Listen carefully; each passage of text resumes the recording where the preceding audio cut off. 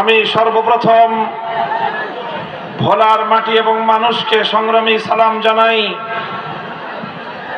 যারা আল্লাহর নবীর ইজ্জতের হেফাজতের জন্য অকাতরে জীবন দিয়ে রক্ত দিয়ে বাংলাদেশে প্রমাণ করেছে একজন মুমিনের নিকট তার জীবনের চেয়ে আল্লাহর নবীর ইজ্জতের মূল্য অনেক বেশি।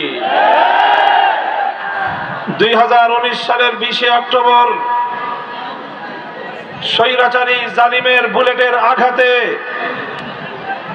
শাহাদাত বরণকারী বীর শহীদানদেরকে আমরা দোয়া করি, আশা করি আল্লাহ রাব্বুল আলামিন তাদের শাহাদাতকে কবুল করেছেন,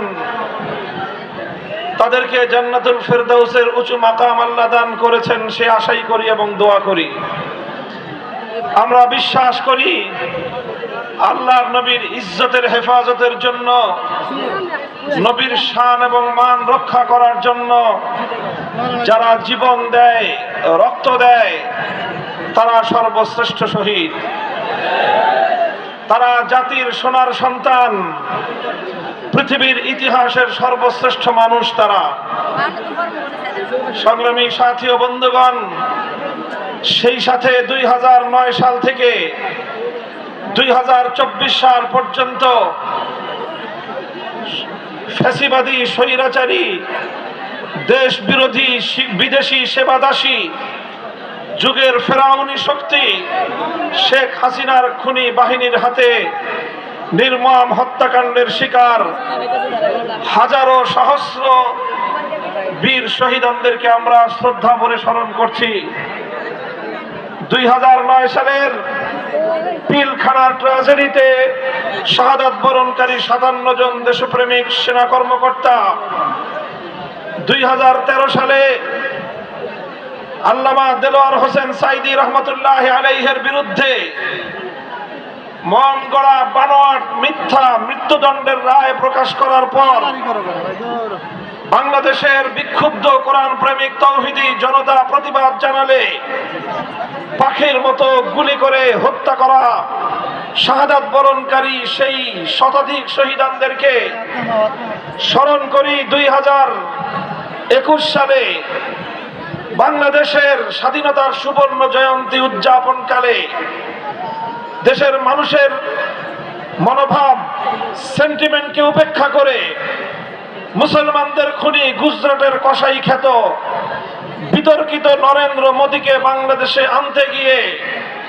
হেফাজতে ইসলাম বাংলাদেশের শান্তি প্রিয় প্রতিবাদ কর্মসূচিতে পাখির মতো গুলি করে হত্যা করা সেই 25 জনের বীর শহীদান কাফেলাকে স্মরণ করি। 2024 সালের জুলাই এবং আগস্ট মাসে বৈষম্যের বিরুদ্ধে কথা বলতে গিয়ে, নিজেদের অধিকার আদায় করতে গিয়ে, একটি বৈষম্যহীন দেশের দাবি তুলতে গিয়ে বাংলার টেকনাফ থেকে তেতুলিয়ার প্রতিটি জনপদে হাতুড়ি লীগ, হেলমেট লীগ, খনি লীগের প্রশাসনের ঘাপটি মেরে বসে থাকা আওয়ামী গুন্ডাদের বুলেটের আঘাতে জীবন দানকারী শাহাদাত বরণকারী প্রায় 16 শতাধিক আমার দেশপ্রেমিক নবীন দামাল কামাল ছাত্র জনতাকে ইতিহাসের বর্বরতম হত্যাযজ্ঞ চালিয়ে যাদেরকে হত্যা করেছে স্বৈরাচারী ইসলাম বিরোধী নব্য ফেরাউনি শক্তি জালিম শেখ হাসিনার সরকার।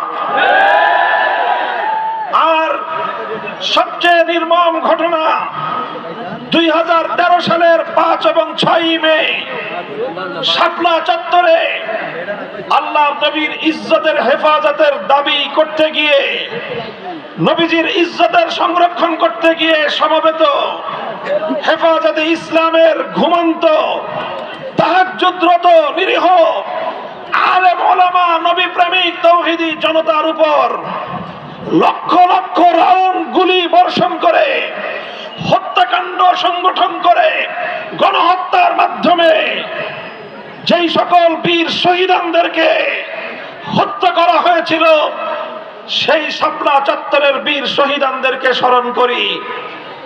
আর ইতিহাসের ঘৃণিত খুনি, গণহত্যাকারী, ফ্যাসিস্ট, স্বৈরাচারী, খুনি, জালিম শেখ হাসিনা এবং তার আওয়ামী দোসরদের প্রশাসনের মধ্যে খাপটি মেরে বসে থাকা আওয়ামী গুন্ডাদের কঠোর হস্তে কঠোর আইন প্রয়োগের মাধ্যমে সকল হত্যাকাণ্ডের বিচার করে খুনিদের নিশ্চিতভাবে তাদের উপযুক্ত শাস্তি প্রদান করার জোর দাবি জানাই।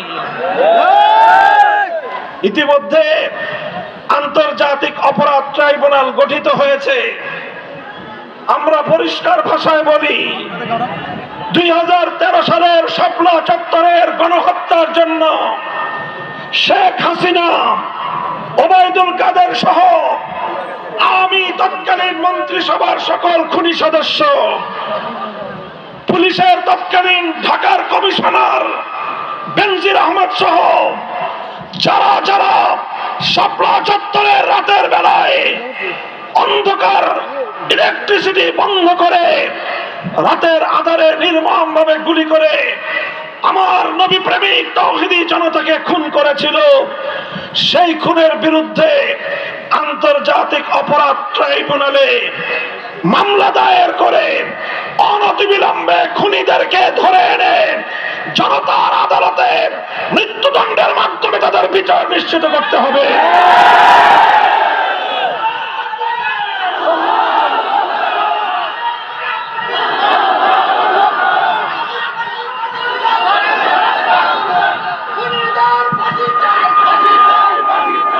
সংগ্রামী সাথী ও বন্ধুগণ, বিগত স্বৈরাচারী জালিম শেখ হাসিনার আমলে প্রতিটি বিরোধী মত এবং পথের লোকেরা হত্যাকাণ্ডের শিকার হয়েছে, জুলুমের শিকার হয়েছে, গুম খুনের শিকার হয়েছে। প্রত্যেকটি রাজনৈতিক মতবিরোধকারী বিরোধী পক্ষকে কঠোর হস্তে দমন করতে গিয়ে দেশের রাষ্ট্রীয় প্রতিটি বাহিনীকে শেখ হাসিনা তার দলীয় গুন্ডা বাহিনীতে পরিণত করেছিল। কাজেই সেই সকল গুন্ডা বাহিনীর দায়িত্বশীল সকল কর্মকর্তাদেরকে আইনের হাতে সোপর্দের মাধ্যমে একটি বিচারের সংস্কৃতি আমরা বাংলাদেশে প্রতিষ্ঠা দেখতে চাই। আমি বলতে চাই, রক্ত সবাই দিয়েছে, জীবন সবাই দিয়েছে, তবে বিগত রেজিমের কারণে এবং বিগত রেজিমের অত্যাচার এবং অন্যায়ের সবচেয়ে বেশি শিকার হয়েছে দেশের আলেম সমাজ। আমাদেরকে বারবার হত্যা করা হয়েছে, আমাদের উপর গুলি চালানো হয়েছে। 2013 সালে আমার ভাইদেরকে হত্যা করা হয়েছে। 2013 সালে এভাবেই রক্ত দেওয়া শুরু করলাম। রক্ত দিলাম শাপলা চত্বরে, রক্ত দিলাম আমরা যাত্রাবাড়ি থেকে সাইনবোর্ড চিটাগাং রোড পর্যন্ত। আমরা রক্ত দিয়েছি 2016 সালে, রক্ত দিয়েছি 2019 সালের বোরহানুদ্দিনে, রক্ত দিয়েছি 2021 সালের হাটহাজারীতে ব্রাহ্মণবাড়িয়ায়, রক্ত দিয়েছি 2024 সালের জুলাই এবং আগস্টের বিপ্লবে।